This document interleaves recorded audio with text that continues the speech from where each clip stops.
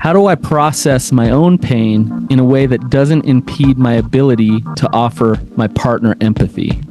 Welcome to the Therapy Brothers podcast. I'm Brannon. I'm Tyler. We're brothers. We're therapists. And we know recovery. Bring your stories, your questions, your successes with real recovery.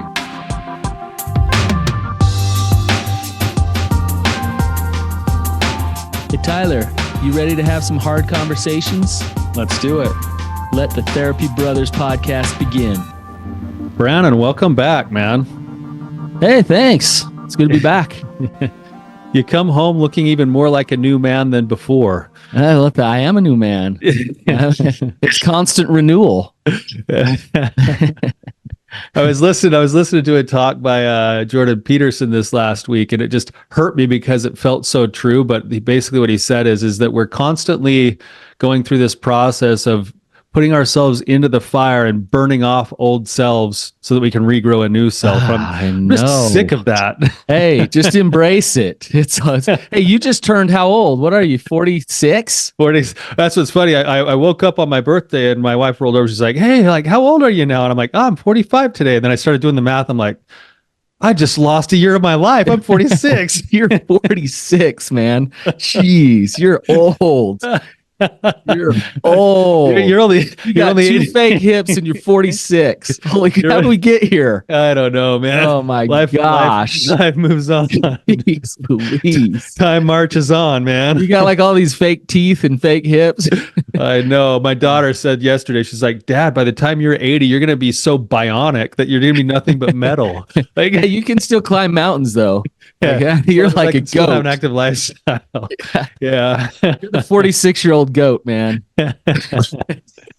Well, it is good. It is good to have you back, Brannon. I think our guests will be happy to have you back too. So yeah.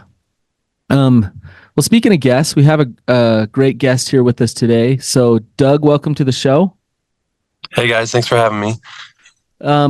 If you could just get into it with us a little bit, tell us your story, tell us what's going on, and we'll go from there. Okay. I've been in recovery since July of last year from sex addiction, and along the way, my wife and I have been married 15 years. We have 3 little kids, 11, 9, and 7, and my addiction has caused a lot of pain in our lives, and we're right now living separated from each other. So I'm in a rental place about 30 minutes from home where my family lives. And I'm finding that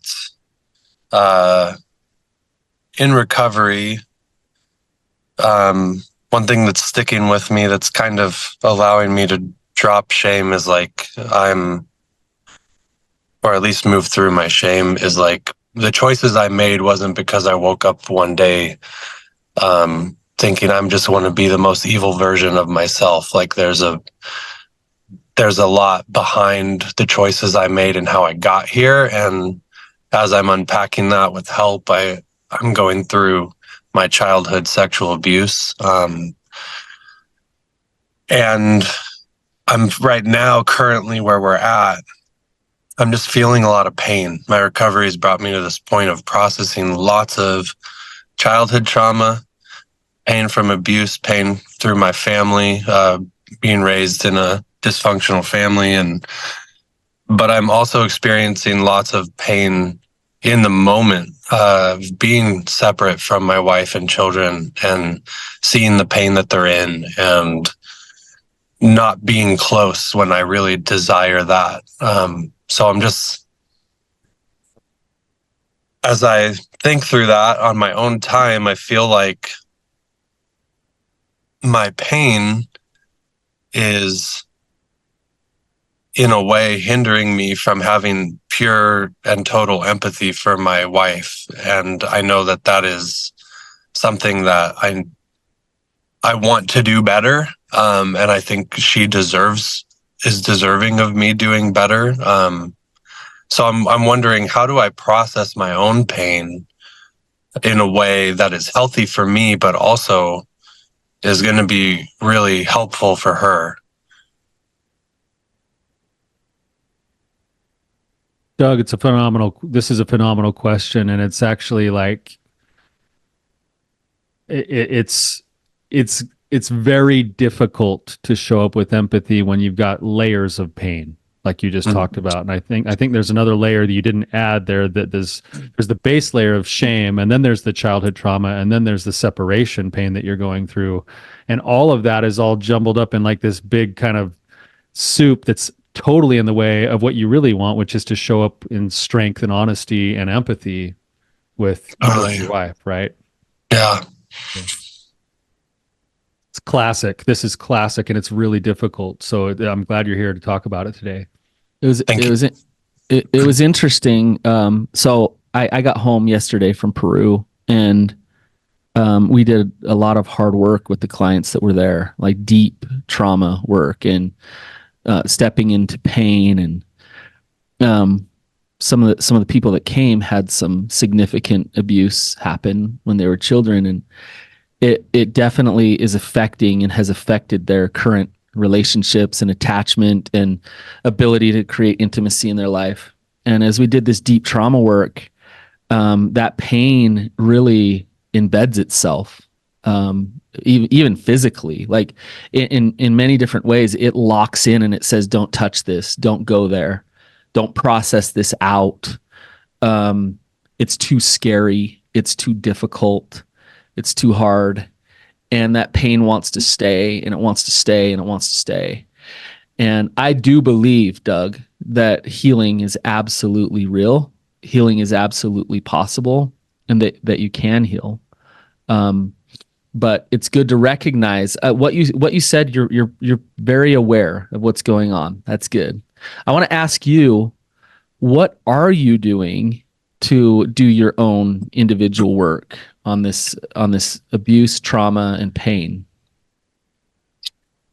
I went through a week-long intensive program nearby my house. Like it was like 70 hours of therapy in a week or something, because they told me to, like, my wife and I sought counseling, and they suggested that I go there. They could tell that there was something deeper going on with me than I could even see. So I did that. And that was focused on, me and my childhood and the lies I've believed for a long time. And I don't know if you guys have read Abba's Child. There's like talks about the imposter side of me, and like learning all those different parts of me that I think, so I'm still processing that today is with my therapist. So I meet a CSAT weekly. Sorry to answer your question directly. He's been helping me through my childhood sexual abuse with EMDR and just like experiential therapies, walking through the pain of that in my childhood. And I'm in group therapy, Celebrate Recovery. I just finished my 12-step last week. Okay. So I'm reading books and trying, like, I do desire to get healthy. Like, I mean, I think that to answer your question indirectly is what I'm trying to learn right now is I don't remember a time in my life from before my sexual abuse. So I'm really trying to figure out, well, who actually am I then? Yeah. Like what parts of me today are showing up that are genuinely, authentically me, and which parts of me show up because they showed up to protect me when I was young. Yeah. So you've done EMDR, a lot of experiential with your therapist. Yeah. Have you done any parts work? Not a lot, but that was part of my intensive week that I did. Okay. That week-long training. Okay. And having done all of this work, is it working? How are you feeling? Are you making progress? Yeah, I, I believe so.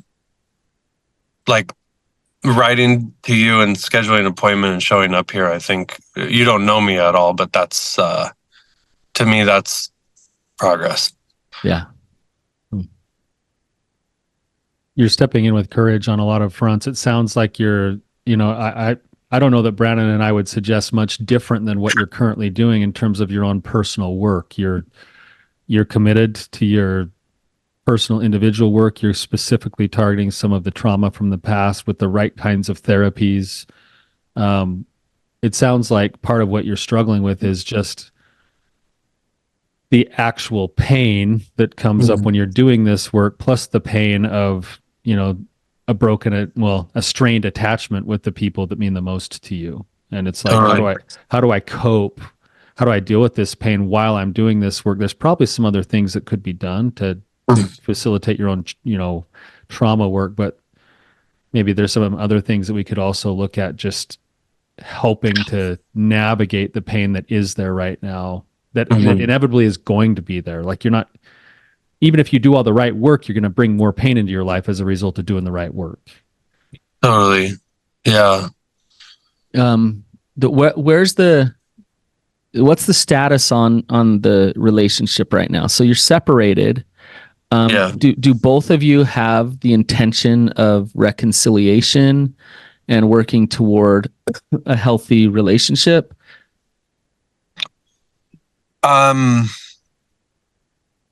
I feel like that's really hard to answer, unfortunately. I do, and I would say if my wife didn't, I don't think she'd be here. Okay. But I think that I've hurt her so much that right now there's still too much fear of whether or not I'm genuine and whether or not I do want to change.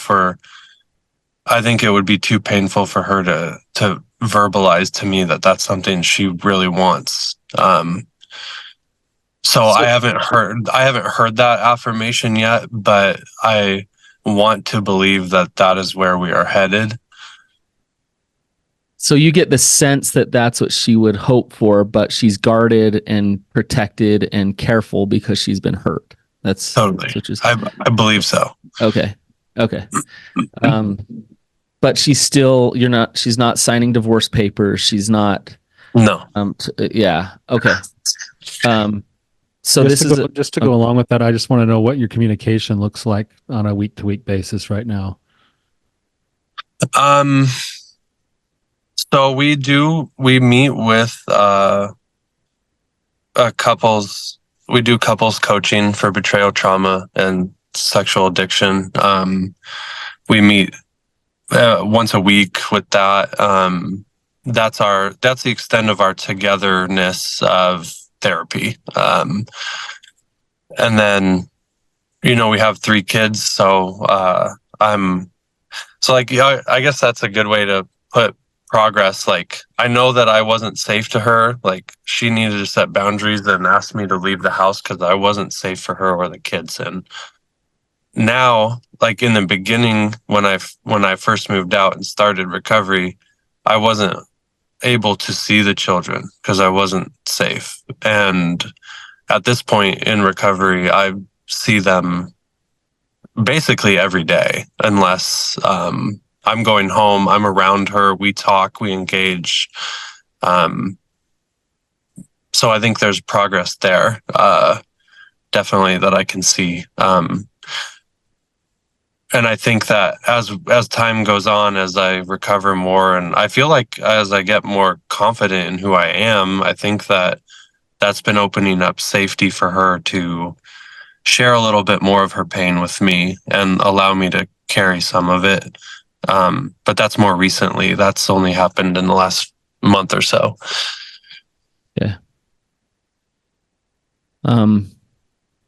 Part of me wants to say to you, Doug, and this might not be what you want to hear, but you're talking since last July. you have made massive amounts of progress and are absolutely on the right track. And where your wife's at is right where she needs to be too. Mhm. And part of this is just the reality of the process of recovery, of figuring out who you really are, and then rebuilding trust with her. Mhm. And so your question of like, God, how do I do this work on my own while I create the empathy and the safety for her? Sounds like in many ways you're doing it. Do you understand? Do you understand? I I get what you're saying. Yes. And Uh, what? and I think that like as I learn to be authentically myself, I feel that I have characteristics that I was like courage and drive and desire that were just that are coming out, and this yearning in my heart to be like, I want to do absolutely everything that I can to provide her with what she needs to heal. Like, I think that's been the hardest part, is like, I want a guarantee and affirmation of an outcome that I desire. And I don't currently have that. And like a verbal affirmation from her saying, yes, we're going to work this out. We're going to go through it. And that's okay. Like, I've come to realize that I've inflicted so much pain that is what makes sense. So, but I do desire to help her in the best way possible. And I know that empathy for her is the thing that's going to help her. And I guess when I look at, well, what's impeding me from that? It's my own pain, I think. So, well, I don't want to just forget my pain, because that's what started this in the first place. And I want to work through it in a healthy way. But at the same time, it's really hard to feel that pain, because I know that when I'm in that,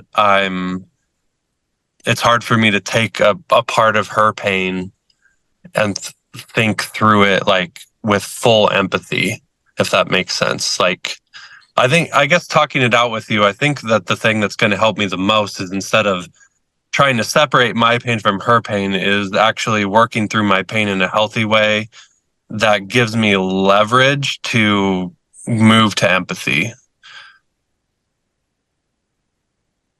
I think you're spot on, Doug. I actually think that I agree with Brannon when in talking to you. This is the hard part. You ever played Super Mario Brothers, like the old one? Of course. Yeah, it's like I sometimes look at recovery this way, where you go down the tube and then it moves you all the way down. You end up in some other world or something.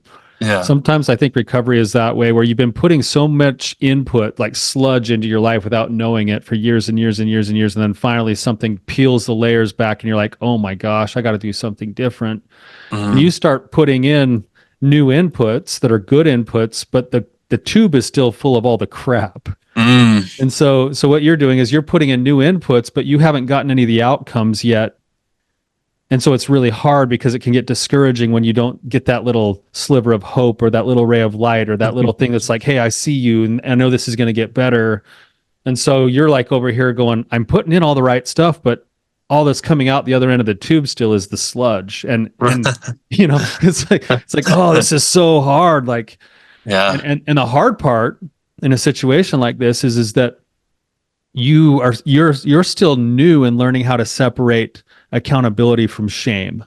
So you have your own internal shame story.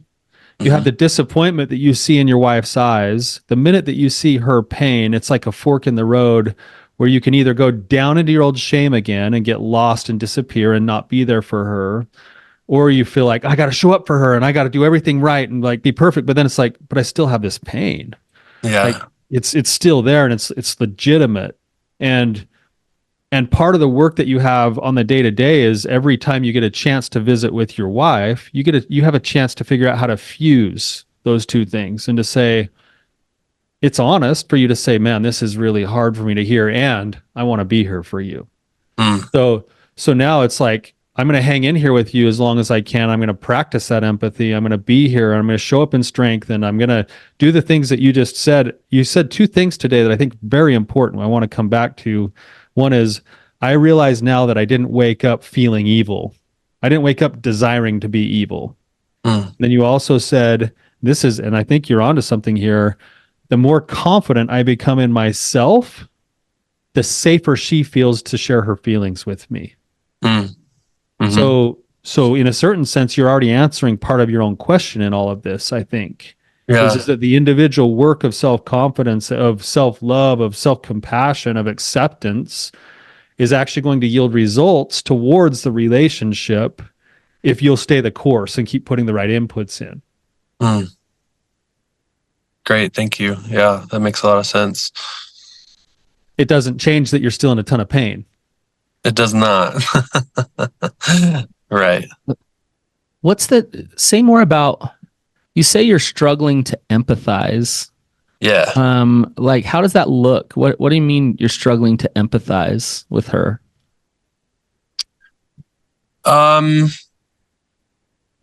I think it shows up in a few ways. I know when we've talked, part of me, being a guy, like I just want to fix it. And, so that's part of it. That's not commonly how I show up, but I have, approached her with that mindset, and that's not good. Like, I know that she's not looking for me to fix anything, just sit and carry it with her. So, I recognize that. And another way would be like, I'll just, like, an example would be like last night, yesterday, I went to work, and then my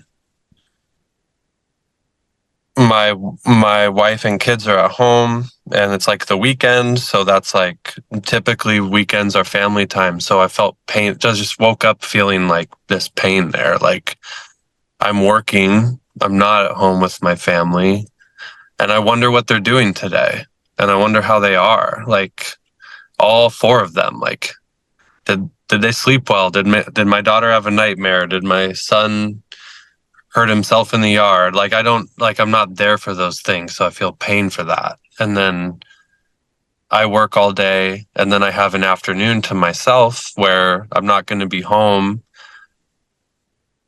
Like, to me, that's just really, as I talk about it, like hitting a lot of pain. Like, to go an entire day and evening and night without a hug from my kids, and letting them know that I'm here, and I'm here for you, like, and I'm sorry for what I've done. Like, for them to not see that on my face or hear it in my voice feels sad. So here we go. So if my wife were to come to me with some kind of pain right now in the sadness that I feel, I would be like, yeah, I feel a lot of pain too. Like, I'm even talking to you right now, processing that pain of not seeing them yesterday is painful. But I think that's why talking it out is helpful. Like, hearing, talking about it with you guys, thinking like, well, I can use that pain to leverage empathy. I can think through, well, yeah, this sucks for me. This is painful. Mm-hmm. And also, that really sucks for you, because I'm not there for you. Your husband isn't there. Your kids aren't there. The kid's father isn't there. And that really sucks for you as well. And I'm sorry for that. So, Doug, when you say I can use that pain to leverage into empathy, you're spot on, but it sounds like you might be struggling to do that. Like I can feel your pain now. And even as you just talked about, you kind of transitioned. I felt you empathizing with her, even as you were talking through that. Both I felt your pain and you're empathizing with her. So are you able to do that in those moments, or does something break down? I think that I am able to show up with empathy often, I would Okay. say. But that's why I need help with this, like this pain that I'm in. Like what I just described to you, that is a new way for me to talk about pain. So that is not something I've done before. Gotcha. Because before, I think when I would feel intense pain like that, it would be this big block to my empathy, because all I could see was my pain. And, to hear her say, this is really hard without you here, I think a response typically from me would be like, yeah, it's really hard not being here. Like in my mind, it makes sense that, well, if you're hurting because of this and I'm hurting because of this, why don't we just do this and then we both stop hurting? And that A plus B doesn't equal C in betrayal trauma. So in my mind though, that impedes me from empathy, because it's like, well, if we just did this, wouldn't that make more sense? Like you'd get the healing you're asking for and I'd get the healing I need. And I think that's why, instead of just letting go of me trying to fix it and thinking that anything actually is logical, I think is probably going to help me. Like, don't think about it logically. Like, think about it in the sense that I have pain, I hurt because of it. I can hurt for you because you probably feel the same way. I think it's important that this principle gets spoken out loud with what you're coming up against right here, Doug, because too many people get stuck into the either or game, which is, if I say I'm hurting too, then that means I'm diminishing the other person's feelings. Now, I need to be careful, because I need to make sure I'm acknowledging the truth, but I'm looking for the both and of it, which is, yeah, this is really hard. I struggle too, and I can see that this is a big struggle for you, and I'm so glad you're telling me that.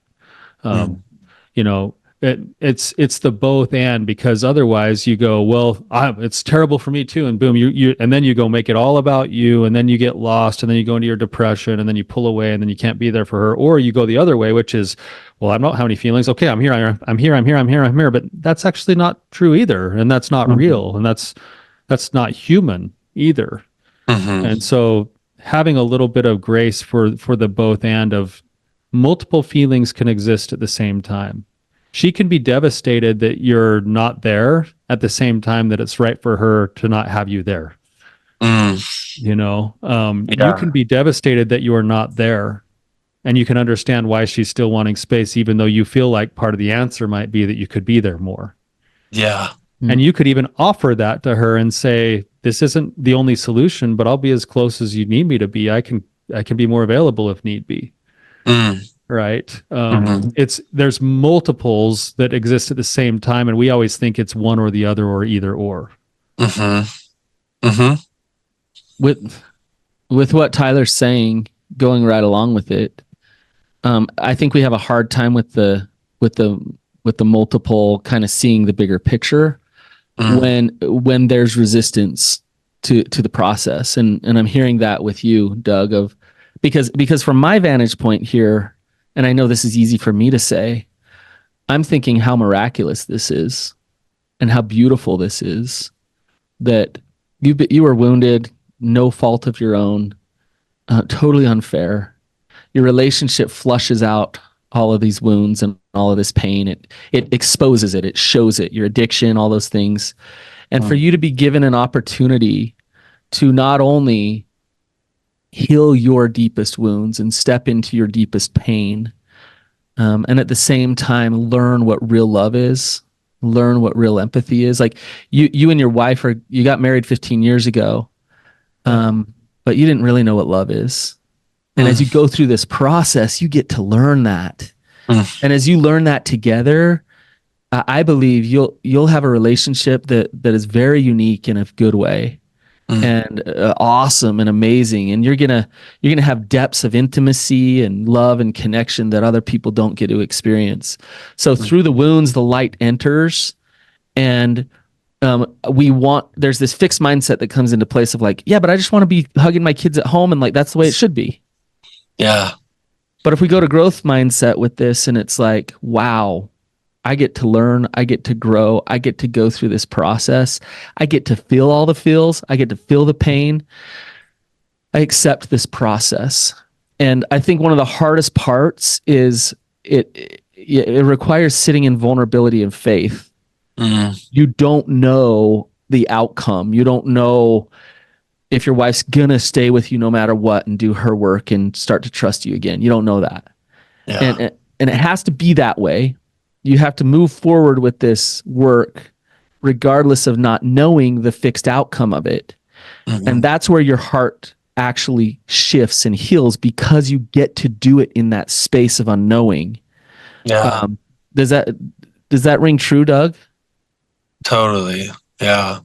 That is something I actually, I think that is something that I've heard before, and actually in my day yesterday that I just described that was so painful, I had hours to spend journaling with God, and just thinking like, that is the thought that I had. Like I get to grow, and I get to learn things today that I wouldn't have learned if I was at home, and processing things that I've chosen to not face for like 30 years. So I feel that, I feel that a lot. Yeah. That makes a lot of sense. Could I just empathize with you on this for a second, Doug, and see if you feel the same way? Yeah. You know, you've struggled with addiction, so you know what it's like to be triggered towards acting out and to have to white knuckle through like a really, really hard trigger, maybe for days at a time. Have you had that experience before? Yes, sir. That pain is immense. It's exquisite, even though we've done it to ourselves. In my opinion, there's another kind of pain that you're describing that's worse than that. And it's the pain of what Brannon's talking about. It's a feeling of being disconnected while still hoping for the relationship and not having the touch point that says it's going to be okay. Yeah. That leaves a human being hanging off of the edge of a cliff in white knuckle mode, going like, oh my gosh, what's going to happen? What's going to happen? What's going to happen? Like, am I going to get rejected? Is this going to turn out okay? Like and we're looking for certainty, and in searching for certainty, that's where we actually get in the way. That's where we actually shoot ourselves in the foot towards the outcomes that we want, because we scramble. We're like in panic, just like an addict does when they're moving towards like a relapse. It's like, well, I'm going to hurry and show up and do all of this or this or this, or I'm going to disappear and pretend nothing's wrong. It's like, no. I need to figure out how to act in faith and move forward being the best person I can be today, knowing that whatever way it turns out, I'm going to be okay. And have faith in that and trust that, and say, so every day when I wake up and I turn my attention back to what do I need to do to make sure there's some certainty in my relationship, I have to rewire my focus back to what am I going to do to become a better man, grow in confidence, strengthen myself, show up for myself, because that will move me down the road towards a better chance of the outcomes I want anyway. And at the end of the day, if it's not the outcome I want, I'm still a better person at the end of the day. Yeah. But it's painful. Oh my gosh. I can feel my own heart opening up right now. Just like that old feeling like, oh no, like, what, is she ever going to say she loves me again? Is she ever going to want to stay with me? Like, it's like, no, take a breath. It's like the Eagles song, learn to be still. Like, learn to be still inside of that, and trust that your body and your brain it can handle this. You're going to be okay. There's a different way to look at it. But strip it, like strip it all away. So like it's important that sex and women and your relationship are not the idol that's being worshipped. That you know, that when what Tyler's talking about is step 3. Yeah. Tyler, you've experienced this when in the moment when you thought that you were gonna be left and abandoned, and because you deserved it, because you did all these things to your wife, that's when God showed up. That's when you turn your will and your life over to the care of God, and that's when you realize God has me now. Like God has me. So as I move forward as a man, as I move forward, that I know who I am now because I've turned my will and life over to the care of God. So when you do that faith feeling, that vulnerable feeling, you find some peace, you find some comfort in it of, you know, whatever happens here, whatever the outcome is here, I can rest in that. Yeah. The challenge to that though, Brannon, is that it's this, at least for me, it's this fight that I have in myself to continually turn back to God, because when I turn to anywhere else, that fear, that pain, that anxiety, everything else kicks up. But when I can reground myself back to this humble place of saying, I'm going to take a step forward knowing that you have my back, then there's peace inside the storm, but it still doesn't take away the discomfort of some of the pain. The pain is still there. Yeah. Man, you guys just said a lot of helpful things.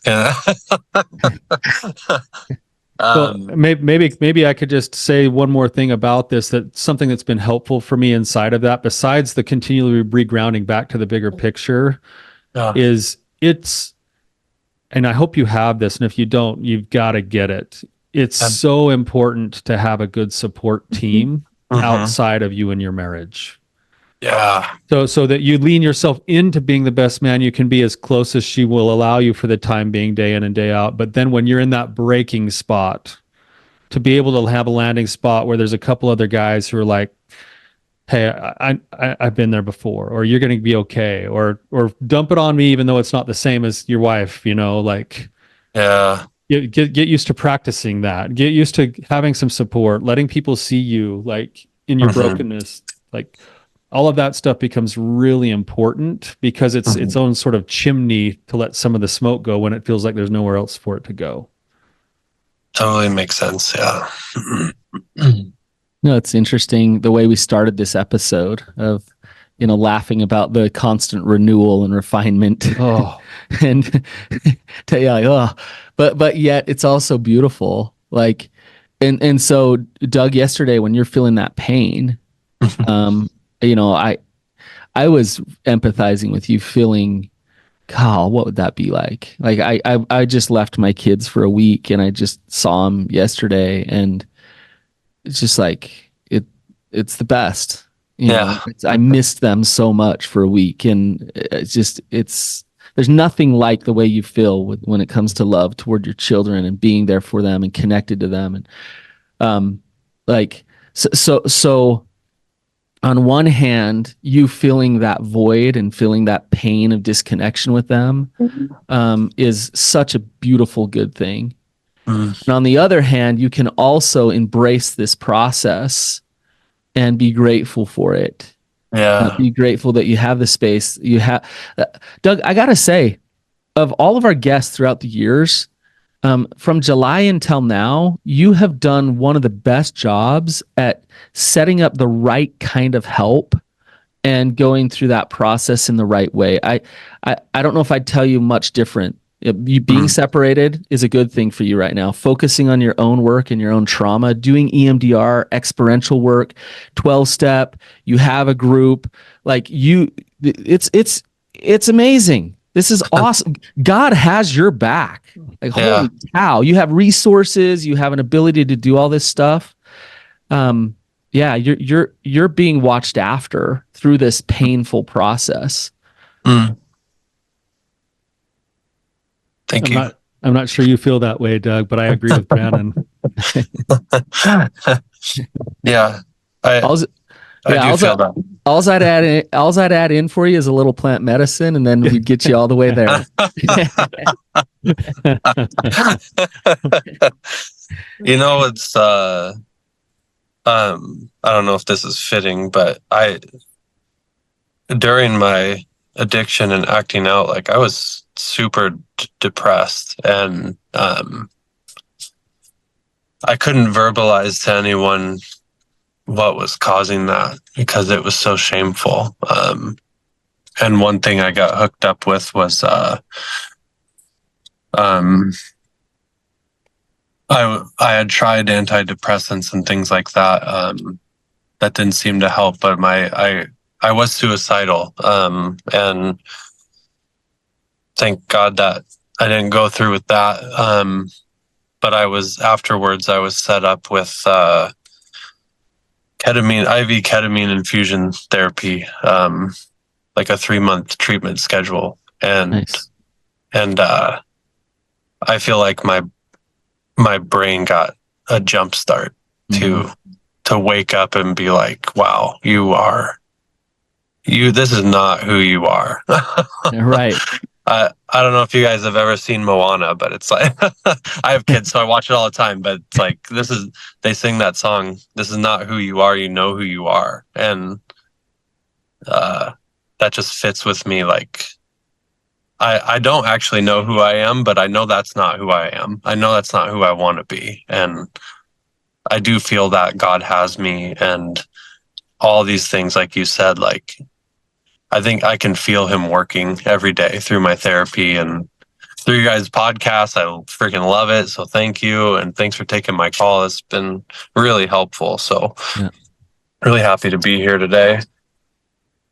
Doug, find gratitude in the process.